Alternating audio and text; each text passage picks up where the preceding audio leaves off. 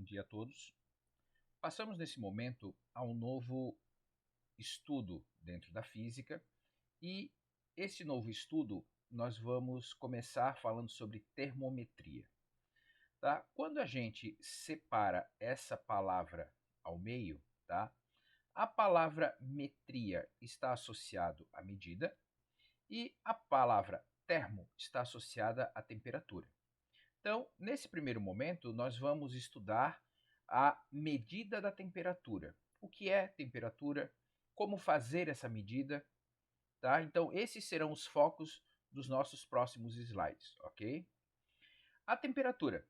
A temperatura, ela nada mais é do que a medida do grau de agitação em que as moléculas se encontram. Ou seja, quanto maior for a temperatura, maior será a agitação ou a vibração dessas partículas.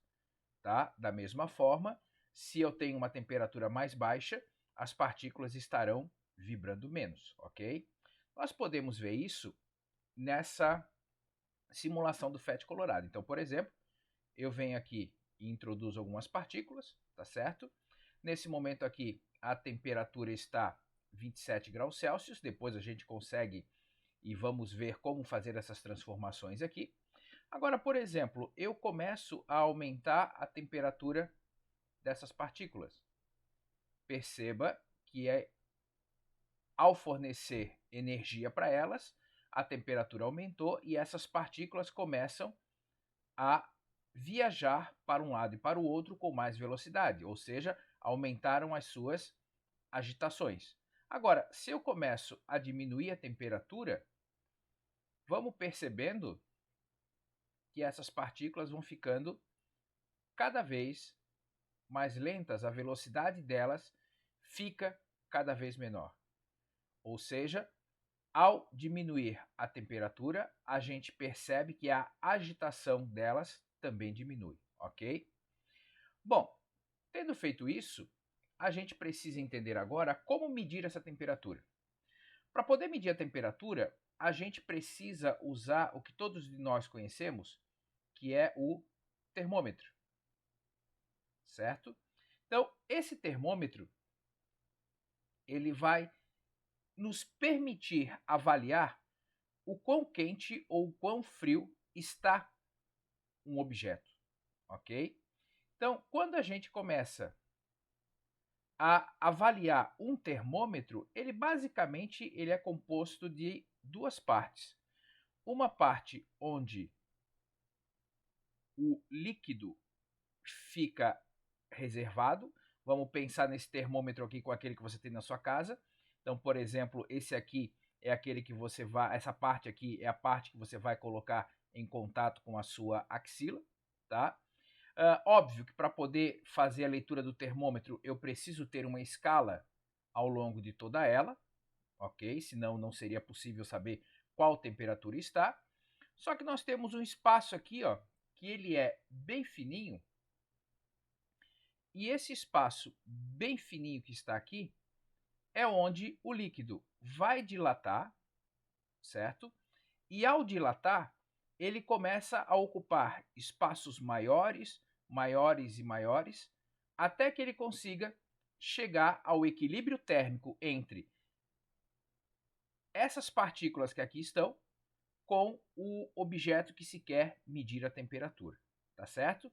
Então nós temos um elemento aqui, normalmente nos mercúrios que a gente usa aí, ou é um álcool tingido de vermelho, né? Ou é aquele prateado, o mercúrio cromo. Então, fica aqui reservado, aumenta a temperatura, ele dilata e acaba subindo, ok? Além do termômetro convencional que todo mundo tem, na grande maioria das vezes na sua casa, nós temos, por exemplo, esse tipo de termômetro aqui. Esse aqui é um termômetro de cozinha que você usa para medir a temperatura interna de um pedaço de carne, por exemplo, de um pedaço de bolo, de alguma coisa que está assando. Nesse termômetro aqui, a tecnologia que está aqui nessa ponta é um termopar. Então você tem dois fios soldados que, através de um sistema eletrônico, conseguem fazer a leitura de qual temperatura está essa extremidade. Hoje em dia, por conta da pandemia, esse termômetro aqui tem sido extremamente utilizado, tá? E até tem sido foco de algumas controvérsias, tá? Mas o que acontece? Esse termômetro, ele emite um raio laser, simplesmente para saber onde é que eu estou medindo a temperatura, em qual ponto eu estou medindo a temperatura. E esse termômetro aqui, ele acaba recebendo as ondas eletromagnéticas daquele objeto, e através disso, ele consegue aferir qual é a temperatura daquele ponto em que ele foi mirado, e que a gente consegue saber qual é o ponto específico com o raio laser que está lá iluminando aquele pontinho vermelho no objeto lá no local, certo? Bom, como a gente agora já sabe como é que funciona um termômetro, a gente agora precisa observar quais são as escalas termométricas que nós encontramos por aí. Então, por exemplo, no Brasil hoje, nós usamos a escala centígrada, certo?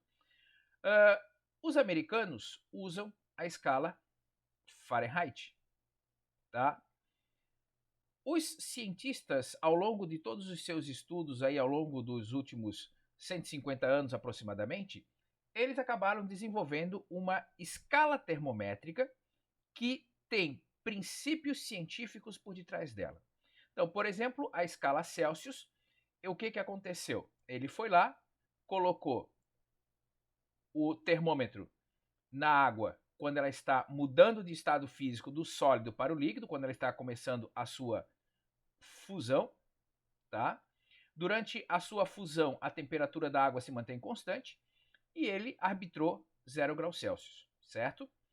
Quando essa água começou a evaporar, da mesma forma que a fusão, essa água começa a mudar de estado físico da matéria, do líquido para o sólido, tá? A evaporação, e ela também mantém a temperatura constante. E associou-se a essa situação a temperatura de 100 graus Celsius.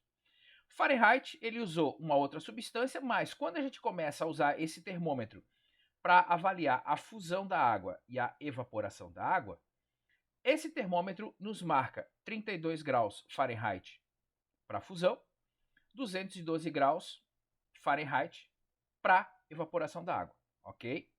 Então, dentro dessas circunstâncias, se a gente para pensar, aqui nós teríamos o quê? Menos 5 graus, por exemplo, Celsius. Então quer dizer que aqui nós teríamos um valor que, por mais que ainda seja positivo, refere-se a uma temperatura muito baixa. Então, às vezes, quando você vai ver um programa que tenha uma origem americana e que use graus Fahrenheit nas suas cenas, no seu decorrer, tá? A gente precisa saber, é abaixo de 32? Opa, abaixo de 32 é uma temperatura negativa no nosso termômetro que nós estamos habituados aqui, tá certo? E como eu falei, a escala Kelvin, né, que também posso usar para medir a fusão da água, que no caso, a fusão da água numa escala Kelvin seria 273 Kelvin, não é 273 graus Kelvin, tá? É Kelvin. E aqui 373 Kelvin. Como eu disse para vocês, essa escala de temperatura, ela foi construída por bases científicas. E o grande foco dela está no zero absoluto.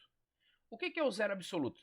O zero absoluto é a mais baixa temperatura onde não existe nenhuma agitação molecular, nenhuma vibração térmica.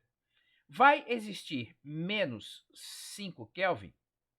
Não vai existir menos 5 Kelvin. A mais baixa temperatura teoricamente possível seria 0 Kelvin. 0 Kelvin equivale a uma temperatura na escala Celsius, que é a que a gente está acostumado, a algo em torno de menos 273 graus Celsius. Vai ter menos 274 graus Celsius? Não vai. Menos 275? Não vai. Temperaturas de menos 273 para o infinito? Perfeito. Tá? Aqui, na escala Fahrenheit, qual vai ser a mais baixa temperatura possível? Menos 495 graus Fahrenheit. Então, a escala Kelvin foi construída tendo por base a previsão de um zero absoluto, onde nós não temos mais nenhuma vibração molecular. Tá? Então, essa é a nossa parte inicial dos estudos, tá? Grande abraço a todos. Tchau, tchau.